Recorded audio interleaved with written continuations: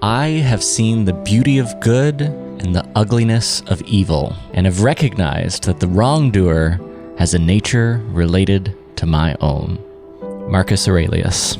People are the worst. Have you ever been ghosted by a friend, or maybe a coworker threw you under the bus? Difficult people are a part of life. But as the great Stoics and some of our favorite stories teach us, it's those difficult people who make goodness shine all the brighter. Today we're diving into the Chronicles of Narnia, Game of Thrones, and Stoic philosophy to unpack why the Jaimes and the Edmunds of the world aren't just redeemable, they're essential. Hey, I'm Riley, and this is Geeky Stoics. So let's talk about Edmund Pevensie. You know, I kind of hated this kid when I first read The Lion, the Witch, and the Wardrobe. He's the worst kind of little brother, conniving, selfish, downright cruel. Well, I believe you. You do? Yeah, of course. Didn't I tell you about the football field and the bathroom cupboard? And really, he betrays his siblings for a sugar high. Which, by the way, hot take, Turkish Delight is disgusting. It's a subpar version of the vastly superior baklava. Tell me I'm wrong. Really? So anywho, Edmund sides with the White Witch, whose villainy is very obvious. She might as well have been wearing like an I'm evil name tag. But Edmund lets his jealousy of Peter and his insecurity drive him into the arms of a literal wicked witch. But here's the kicker. Without Edmund, Narnia would have fallen. Aslan sacrifices himself for Edmund, and not because Edmund deserves it, but because grace is the antidote to betrayal. Aslan's death and resurrection are the turning points of the story, and his sacrifice breaks the curse and empowers Narnia to rise up and defeat the White Witch.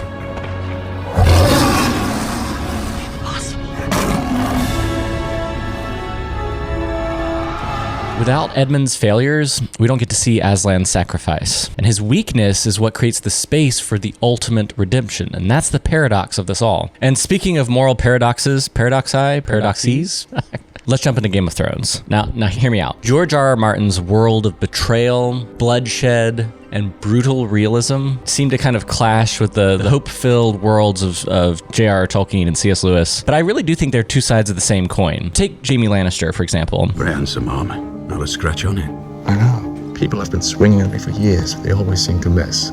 Choosing your opponents wisely, then. I have a knack for it. He starts as one of the most despised characters, literally throwing a kid out the window, attempting murder in the very first episode. But as the story of Game of Thrones unfolds, we see that he isn't exactly a complete monster. He's a deeply flawed human who's been shaped by an environment of corruption, of chaos, of greed. And that's probably one of the most interesting things about his story, because I've always deeply believed that you are very much a product of your environment. It's why the environment you choose and the people you choose to be around is enormously important. As the story unfolds, we see Jaime's bond with Brienne of Tarth, and she's sort of this beacon of justice and honor, and she brings out something that's been buried deep within him. But when we were both taken prisoner and the men holding us tried to force themselves on me, so Jaime defended me.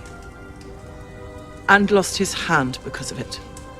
When Jaime leaves King's Landing to join the fight against the Night King, we see the philosophy of Tolkien and Lewis, the more traditionalists. We see that in action. His decision to side with Jon Snow and Daenerys, it's not just a strategic move, it's a defining moral choice. In a world full of cynicism and betrayals, Jaime's acts of goodness stand out like beacons of light in this world of darkness that George R.R. Martin created. And to me, that's what makes Game of Thrones more than just a cold realist story. And I know that's what a lot of people say when they're comparing Tolkien and George R.R. Martin's stories. But I really don't think that's a fair comparison. Because here's the thing, goodness isn't erased by darkness. In fact, it shines all the brighter because of it. The very brief moments in Game of Thrones where the characters actually choose the right thing to do the right thing, and the very few characters who actually do, I'm thinking of Ned Stark, and it's not just a tragedy because his death at the end of season 1 isn't a story of tragedy that's informed by a dark realist take on fantasy. No, Ned Stark's sacrifice showcases that it's still the true right and heroic thing to do, even if it costs you your life. You know, there's a Stoic perspective on this.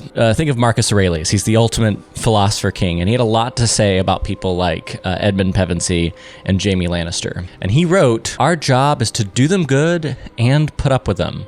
But when they obstruct our proper tasks, they become irrelevant to us. The impediment to action advances action, and what stands in the way becomes the way. That is the Stoic perspective. It's a famous Ryan Holiday quote, "The obstacle is the way." It's literally his first book on Stoicism. But I think it's important to recognize the first part of the quote, which is literally about dealing with difficult people, because it's difficult people that aren't just obstacles that frustrate you, the people who betray you, the people who make wrong choices, who are flawed. These difficult people are opportunities to practice forgiveness, patience, resilience. Like, difficult people will make you better if you choose to see them not as obstacles, but as opportunities. Because, Edmund's betrayal is ultimately what gives Aslan the chance to demonstrate sacrificial love. And Jaime's corruption gives Brienne of Tarth the opportunity to model what true honor looks like. And without them, their worlds and ours would lose something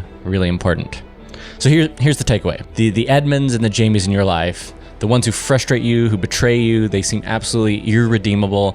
They're your chance to practice greatness. Everything I did for my house and my family. I'd do it all again. The things we do for love.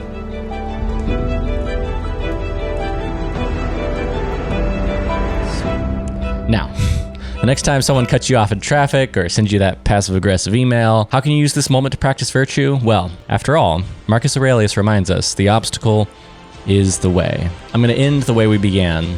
I have seen the beauty of good and the ugliness of evil, and have recognized that the wrongdoer has a nature related to my own. And maybe in that recognition, we can find the courage to forgive. Hey, hope you enjoyed this video. If you're into Star Wars, Tolkien, C.S. Lewis, Game of Thrones, and Stoic philosophy, this is the place to be. Geeky Stoics. Hope you subscribe to the channel and check out these videos right here.